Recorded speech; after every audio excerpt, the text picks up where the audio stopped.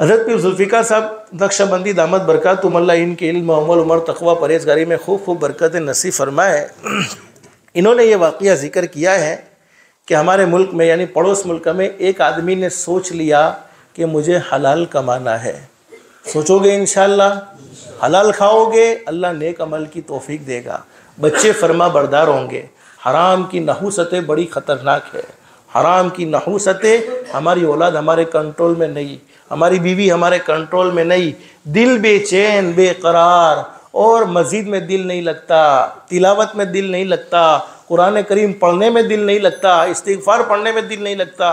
तो हज़रत पीर साहब ने फरमाया कि बाल काटने वालों की आधी कमाई हलाल होती है, आधी कमाई हराम होती है। हलाल कौन सी होती है कि सर के बाल अगर शरीयत के मुताबिक काटे हैं तो बोलो वो कमाना इसके लिए हलाल। लेकिन सच बताना मुफ्ती साहब, ये हलाल है कि हराम है? हराम है, हमारे नबी की सुन्नत। और आजकल छोटे छोटे बच्चे आपने देखे नहीं देखे, हमारे पास तो मदरसे में बाकायदा आते हैं और इतने बाल कटे हुए, यहाँ पर बाल है और यहाँ बाल नहीं है। कभी कभी हम तरगीब देते हैं कि भाई अल्लाह के नाराज़ करने वाला ये काम है, पूरे बाल सही सही कटवाओ अल्लाह के बंदो। तो उस अल्लाह के बंदे ने सोचा कि मैं हजाम का काम तो करूँगा लेकिन कोई गुनाह का काम नहीं करूँगा, बाल काटूँगा शरीयत के मुताबिक। कोई चेहरा बनाने आएगा शरीयत के मुताबिक, बाल बनाने आएगा शरीयत के मुताबिक। 6 महीने तक हालात रहे। कितने महीने तक? 6 महीने तक। इसलिए कि सच बहुत जल्दी लोगों को समझ में नहीं आता। जब हम कोई सही काम शुरू करें ना तो जल्दी से मनवाने की कोशिश बोलो न करें, उसको समझने में थोड़ी देर होती है। बातिल फ़ौरन समझ में आ जाता है, गलत काम जल्दी चल पड़ता है, लेकिन सही जल्दी आता समझ में लोगों को नहीं है।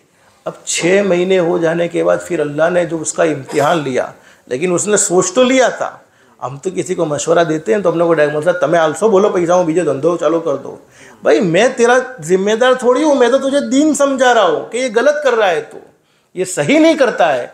6 महीने के बाद अल्लाह ने उसे ऐसी इज्जत अता फरमाई कि उसके वहाँ बाल कटाने के लिए लोगों को नाम लिखवाने पड़ते थे, वेटिंग में रहना पड़ता था।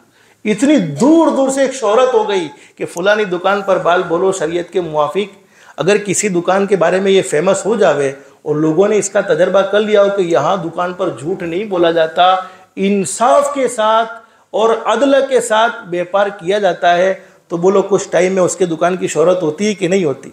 थोड़े दिन हालात से गुजरना पड़ता है, लेकिन बाद में इसलिए हमारे उलमा जब हम पढ़ते तो समझाते असातिज़ा, पहले डंडे फिर अंडे। पहले डंडे खाने पड़ते, डंडे यानी थोड़े हालात से गुजरना पड़ेगा, फिर अल्लाह पाक हाथ पकड़ेगा ज़रूर इंशाअल्लाह। तो मैं बात क्या कह रहा था, हलाल कमाई का ख़ास तौर पर एहतमाम करो। अपने बच्चों के बाल शरई कटाओ, बच्चों को ऐसे बालों के अंदर हरगिज़ न रखे जिसके नतीजे में 24 घंटे बच्चे लानत के मुस्तहिक हो जाए।